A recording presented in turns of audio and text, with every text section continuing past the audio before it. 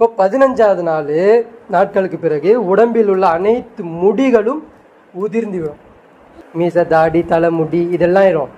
உடம்புக்கும் அதுக்கும் சம்மதமே இல்லாமல் 15வது நாள் மண் என்ன பண்ணிடும், முடியை மட்டும் தனியாக்கிடும். 15 நாட்களுக்கு பிறகு இவன் உடம்பில் உள்ள துர்நாற்றம் காரணத்தினால் நீல நிறமுடைய ஈக்கள் அந்த துர்நாற்றத்தை நோக்கி வருகிறது. 5 கிலோமீட்டருக்குள்ள தூரத்தில் இருக்கக்கூடிய ஈக்கள்.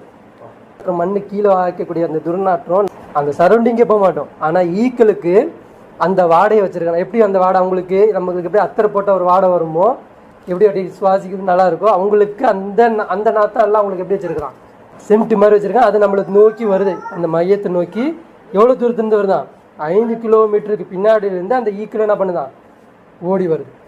2 மாதம் கழித்து அடையாளம் அழிந்த வகை மாறிவிடுகிறான். இப்படி ஒருத்தர் இருந்தான்ற ஒரு அடையாளமே அங்கே இருக்காது. இந்த உருவத்தில் வச்சோம் அடையாளமே அது இருக்காது. எல்லாத்தையும் என்ன பண்ணிடும், அது தின்றோம். 6 மாதம் கழித்து உடம்பில் உள்ள அனைத்து சதைகளும் கொட்டி வெறும் எலும்பாக மாறிவிடுகிறான். எலும்பு மையவாடியில் போனீங்கன்னா 6 மாதம் கழிச்சு அவங்க நோட்டு வச்சிருப்பாங்க.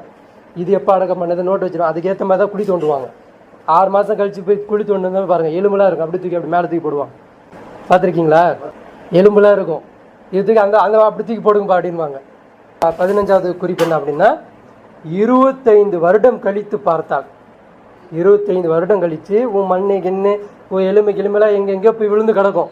ஆனால் உன்னை புதைச்சாங்கல்ல அந்த இடத்துல உன்னுடைய சிப்பு கிடக்கும். ஒரு விஷயத்தை ஒரு சிப்பால் தானே உருவாக்க முடியுது எல்லாத்துலேயும். இப்போது ஒரு மனிதனுடைய சிப்பு எங்கே இருக்குது அப்படின்னா, முதுகு தண்டு இருக்கு இல்லையா, அதுக்குள்ள கடுகு மணி அளவில் ஒரு சைஸ் எல்லாம் சிப்பு ரெடி பண்ணி வச்சுருக்கான். நாளை மறுமை நாளில் இந்த உலகெல்லாம் அழிக்கப்பட்டதுக்கு பிறகு அந்த சிப்புக்கு தான் எல்லாம் என்ன பண்ணுவான், குன் ஃபயக்குன்னு சொல்லுவான். எந்திரி வா அப்படின்வான். அந்த சிப்பு எப்படியா மாறுவேன், உலகத்தில் எப்படி இருந்தியோ அந்த மாதிரி நீ ஏஞ்சி நிற்ப. எல்லாத்தையும் தின்றோம் மண். அந்த சிப்பை மட்டும் திங்காது. சிப்பை விட்டு வச்சிரும். அல்லாவுடைய கட்டளை அது. அதுதான் உங்களுடைய டிஎன்ஏயா, அது மட்டும் உயிரோடு இருக்கும். அதுக்கு தான் எல்லாம் கட்டளை போடுவான், ஏஞ்சி வா அப்படின்வான். மறுபடியும் நீங்கள் என்ன வைங்க, எப்படி தாய் கருவில் ஒரு எலும்பு இல்லாமல் ஒரு ஒரு இந்திர துளியிலேருந்து ஒரு வந்தீங்களோ அந்த மாதிரி அந்த சிப்புலேருந்து நீங்கள் என்ன வைங்க, கட்ட கட்ட கட்ட கட்டன்னு முளைப்பீங்க. செடி முளைக்குது இல்லையா, ஒரு கொட்டையிலேருந்து வருது இல்லையா, அந்த மாதிரி நீங்கள் என்ன பண்ணுவீங்க, மறுமை நாளில் ஒரு சிப்புலேருந்து கட கட கடன்னு மனுஷனாக மாதிரி எழுந்துச்சு நிற்போம்.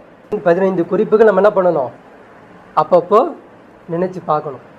இதை நினச்சி பார்க்காத ஒருத்தனால என்ன என்ன என்ன பண்ணுறான், அவன் இஷ்டத்துக்கு ஆடணும். சரிங்களா?